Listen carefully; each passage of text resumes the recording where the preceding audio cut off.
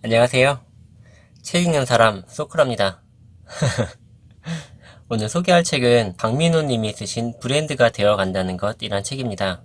특이하게 이분은 항상 마케터 강민호라고 이렇게 강조를 하시면서 쓰시더라고요. 굉장히 독특했어요. 책은 2019년 4월 2일 날 초판 1세가 발행되었습니다. 거의 딱 1년 된 책이네요.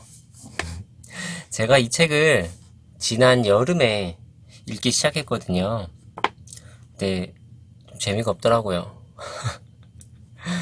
사실 너무 뻔한 이야기 같은 게 너무 많아서 좀 식상하고 좀 지루했어요. 그래서 좀 읽다가 덮었거든요. 여기 자국 보이시죠?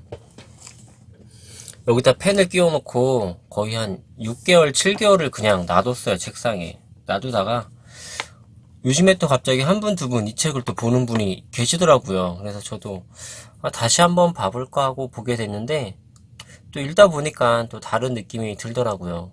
지난 여름하고는 달리. 이 책은 이 저자께서 쓰신 것처럼 그냥 브랜드 에세이란 게 맞을 것 같아요. 특별하게 뭐 마케팅이나 브랜딩에 대해서 막 엄청나게 강변을 하기보다는 그냥 자신의 이런저런 생각들, 그런 생각들을 이 책에 많이 써놨더라고요. 그냥 에세이인데, 그냥 브랜드와 마케팅에 관한 부분도 많이 나오는 그런 에세이입니다. 책은 굉장히 어렵지 않고 쉽게 잘 쓰셨어요. 또 이 책은 제가 읽어본 여러 책들을 막 짬뽕해 놓은 그런 느낌도 좀 있었어요. 아마 이 저자분도 책을 많이 읽다 보니까 저랑 읽은 책이 좀 겹치는 것도 있는 것 같아요. 그래서 읽다 보니까 이 책 어디서 본 내용인데 막 이런 것들이 좀 꽤 있더라고요. 뭐 그런 거 빼고는 뭐 괜찮았습니다. 그럼 책을 좀 소개해 드릴게요. 체험의 목적이 거래라면 경험의 목적은 관계입니다. 거래는 사람과 상품을 연결하는 것이고 관계는 사람과 사람이 연결되는 것입니다. 의미 있는 경험은 사람을 동반합니다. 여기에는 개인의 삶이 있고 사람들의 이야기가 있습니다. 어느 것이 좀 더 의미 있는 연결인지 또 어떤 쪽이 더욱 지속 가능한 연결인지는 각자 판단할 문제입니다. 여러분의 브랜드는 무엇과 무엇, 누구와 누구를 연결하고 있습니까? 질문이 질문으로 그치면 그야말로 공상이나 망상에 그치게 됩니다. 질문은 그 질문에 대한 대답을 이끌어내고 그 대답이 행동으로 이어지고 그 행동이 누군가에게 영향을 미쳐서 결국 그 영향이 가치를 창출해낼 때 쓸모있게 되는 것입니다. 질문 자체는 공상일 수 있지만 질문으로부터 시작되는 가치는 현실을 바꾸기도 합니다. 쓸모없는 질문에서 세상이 필요로 하는 가치가 탄생하는 것이죠. 하늘을 날 수 있는 방법에 대한 질문을 던진 사람이 하늘을 날았습니다.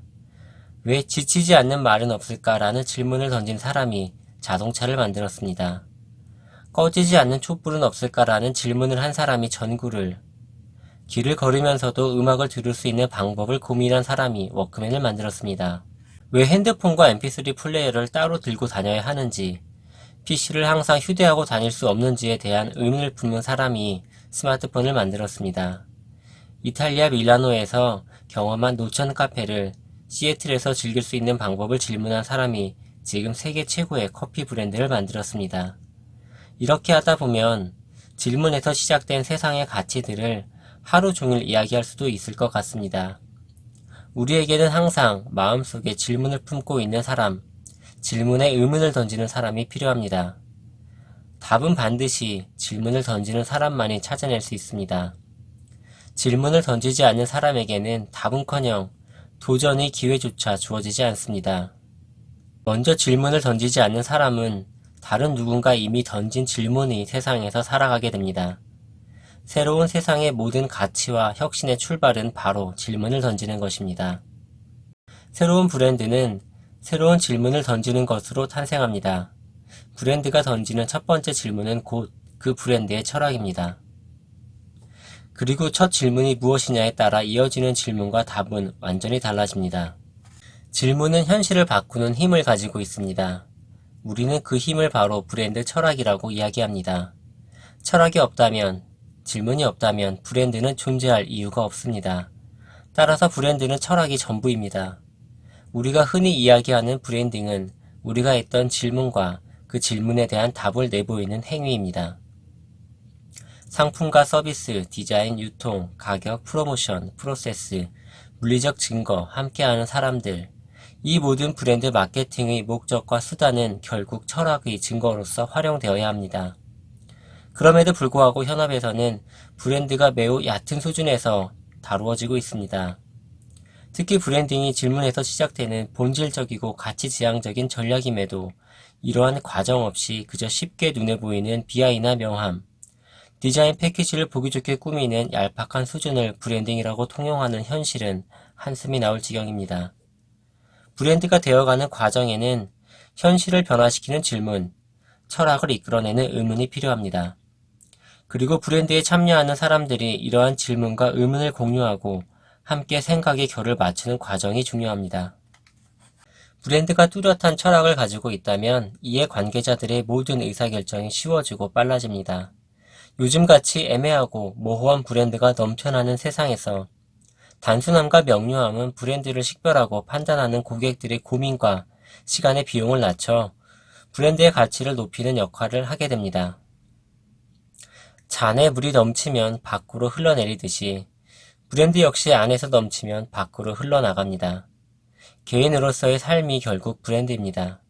그 브랜드들이 모여서 또 다른 하나의 브랜드가 되어가는 것입니다. 그렇기 때문에 브랜드가 되어가는 것은 삶의 영역과 일의 영역으로 구분할 수 없습니다.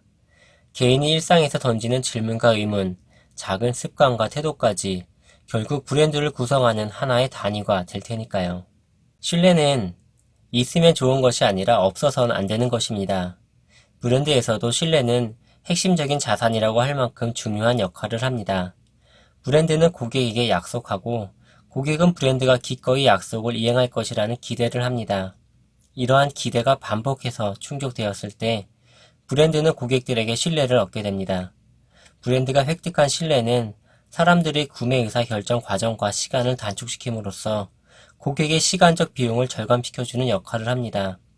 신뢰가 브랜드의 가치를 창출하게 되는 것이죠. 속도는 시간과 결과를 지배합니다. 속도가 있어야 시간을 압축할 수 있고 비용을 줄일 수 있습니다. 그래야만 더 많은 실행과 시행착오를 통해 더 나은 성과를 달성할 수 있게 되는 것이죠. 더구나 시간과 비용은 공급할 수 있는 절대량이 정해져 있기 때문에 어떤 경우에도 비탄력적인 상수입니다. 그렇다면 결국 우리가 비교적 통제할 수 있는 영역에 속하는 변수는 속도입니다. 속도라는 변수는 시간과 비용이라는 상수에 영향을 미칠 수 있는 거의 유일한 대안입니다. 그 속도를 결정하는 것이 바로 신뢰인 것이죠. 조직 구성원들 간의 신뢰의 척도 중 하나는 바로 자신을 얼마만큼 솔직하게 드러낼 수 있느냐 하는 것입니다. 겉으로는 서로에게 관대하고 칭찬하고 의견을 존중하는 문화가 신뢰의 문화라고 생각하기 쉽습니다. 하지만 진정한 신뢰란 그 반대에 가깝습니다. 관대하지만 때론 엄격하고, 칭찬하지만 때론 비판하고, 존중하지만 때론 반대하는 사람들. 일에 대해 불편한 이야기를 굳이 배려하지 않고 자연스럽게 이야기할 수 있는 관계로 이루어진 것이 바로 신뢰의 문화입니다. 엄격한 원칙, 날카로운 비판이 개인이 사사로운 이익이 아닌 오직 공동체의 이익을 위한 선의가 담긴 주장임을 믿고 소통할 수 있는 것이 신뢰입니다. 워라밸이란 단어가 유행하는 이유는 많은 사람들이 마음속에 저녁에 있는 삶에 대한 결핍이 존재한다는 증거입니다. 인스타그램에 은근한 자랑과 과시가 담긴 사진을 보면 반대로 그 사진을 올린 사람의 결핍이 무엇인지 쉽게 관찰할 수 있게 됩니다. 정의에 대한 콘텐츠가 유행하는 사회는 정의가 결핍된 사회일 확률이 높습니다. 사회를 관찰하고 여기에서 문제를 발견하는 방식 중에 인간의 결핍에 주목하는 방식은 실제로 브랜드 마케팅을 다루는 현업에서 굉장히 유용한 시사점을 주는 경우가 많습니다. 이것이 바로 고객 문제인 셈이죠. 우리에게 열등감을 불러일으키는 모든 결핍의 증거들 속에 브랜드의 기회, 성장의 가능성이 숨어 있습니다. 각자의 마음 안에 있는 결핍, 열등감을 조심스레 꺼내보면 어떨까요? 이를 감사한 마음으로 마주하고 지혜롭게 극복하는 방법을 찾는 방향으로 생각과 마음의 촉수를 더듬어 본다면 내일은 오늘보다 조금 더 나아질 수 있지 않을까요? 가치 있는 브랜드는 단순히 도구적 필요의 차원이 아닌 정서적, 상징적 유대를 통해 사람들과 교감합니다. 이들이 마치 살아있는 듯한 생물인 듯 자신들의 가치와 존재의 의미를 생동감 있게 전달합니다. 따라서 가치 있는 브랜드는 자신들이 속한 사회와 사람들 그리고 문화와 끊임없이 관계를 맺고 소통하며 시간과 장소에 따라 적합한 형태로 적응할 수 있도록 스스로 진화합니다. 물론 이런 진화의 과정에서 함께 교류하는 다양한 이해관계자들에게 가치 있는 메시지와 경험을 제공하지 못하며 도태되고 맙니다. 일련의 과정들을 반복하면서 브랜드는 그에 어울리는 형태와 특정한 성격을 형성하게 됩니다. 예를 들어 볼까요? 카카오 하면 대표적인 노란색의 컬러, 그리고 왠지 뒤뚱거리며 뭐라고 중얼거릴 것만 같은 라이언과 볼을 꼬집어주고 싶을 정도로 귀여운 프렌즈 캐릭터들이 떠오릅니다. 그렇다면 끊임없이 불가능에 도전하고 때론 무모해 보이기까지 하는 모험을 감수하는 이미지와 잘 어울리는 브랜드는요. 도심이 한눈에 내려다 보이는 오피스, 잘 빼입은 수트를 입은 비즈니스맨은 왜 카카오나 레드불이 아닌 몽블랑과 같은 브랜드가 떠오르는 것일까요? 이렇게 사람들의 마음속에서 연상되는 브랜드의 느낌과 이미지가 브랜드 퍼스널리티, 다시 말해 브랜드의 개성 또는 성격입니다. 개성과 성격은 브랜드를 규정짓는 가장 필수적인 요소입니다. 왜냐하면 우리가 차별화라고 이야기하는 모든 전략의 출발점이 바로 개성과 성격에서 출발하기 때문입니다. 나라는 브랜드는 어떤 자기다움을 이야기하고 있을까요? 나라는 브랜드는 사람들에게 어떤 감정을 불러일으키는 브랜드입니까? 우리에게 팝 아트로 유명한 앤디 워홀은 일단 유명해져라. 그러면 사람들은 당신이 똥을 싸도 박수를 쳐줄 것이다 라는 말을 남겼습니다. 결국 예술의 가치가 예술 그 자체보다는 이름으로 매겨진다는 것입니다. 이름이라는 것이 무엇인가요? 결국 브랜드입니다. 그럼 브랜드는 무엇인가요? 브랜드는 차이를 생산하는 것입니다. 그렇다면 차이는 어디에서 오는 것일까요? 희소성, 차별성, 독특성 등을 통해 획득할 수 있는 것입니다. 또한 그런 다양한 요소들을 완벽하게 갖춘 브랜드가 바로 사람이라고 이야기한 바 있습니다. 사람들이 예술의 가치를 평가하는 기준은 결국 무엇이냐가 아니라 누구냐에 의해 결정됩니다. 그림은 별다른 기능적 요소 없이 종이 한 장 가격치고는 상상할 수 없을 정도의 가치를 인정받습니다. 사람들은 그림을 구매하는 것이 아니라 예술가의 생각에 투자합니다. 좋은 그림은 흔하지만 예술가가 가지고 있는 생각과 철학은 흔하지 않기 때문에 투자의 가치가 발생합니다. 기존의 틀과 관념을 비트는 생각, 기존의 질서를 다르게 바라보는 예술가의 시선은 그 자체로서 철학적 가치를 인정받습니다. 그리고 상당한 액수의 돈으로 매겨진 작품의 가치는 그 액수가 대중적인 범주를 벗어났을 때 대중적이지 않지만 대중적으로 알려진 작품으로 거듭납니다. 그리고 대중성이 가격을 올리고 가격은 가치를 상승시키고 가치는 더 높은 가격을 만들어 작품은 끊임없이 더 유명해지기 시작합니다.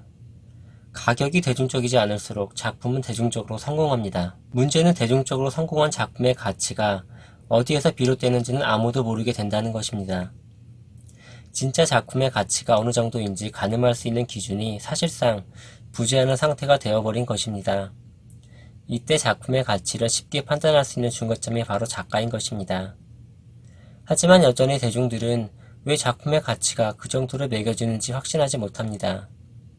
사실 그림을 그린 사람도 제대로 알지 못하는 작품의 가치를 다른 사람이 어떤 기준으로 판단할 수 있겠습니까? 여기에 작품의 가치를 대중들이 납득할 수 있을 만한 증거로 제시하는 시스템이 있습니다. 바로 미술관입니다.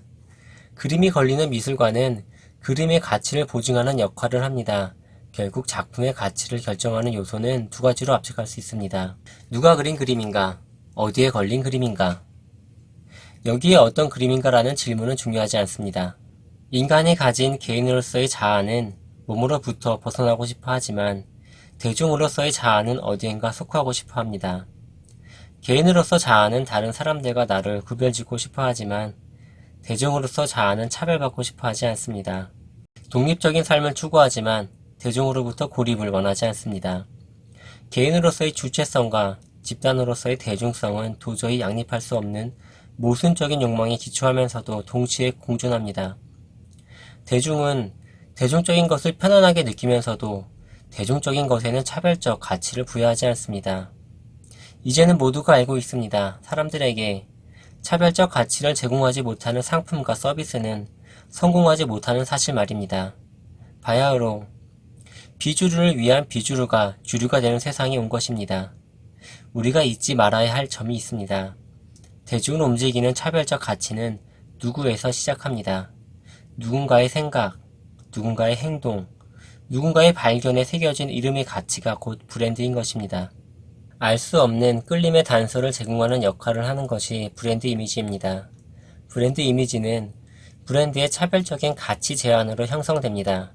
지샥의 내구성, 볼보의 안전성, 할리 데이비슨의 엔진 소리, 발뮤다의 디자인, 다이슨의 기술 등 모든 브랜드들은 자신들이 가지고 있는 독특하고 유리하고 차별적인 가치 제안을 통해 사람들의 마음을 사로잡기 위해 노력합니다.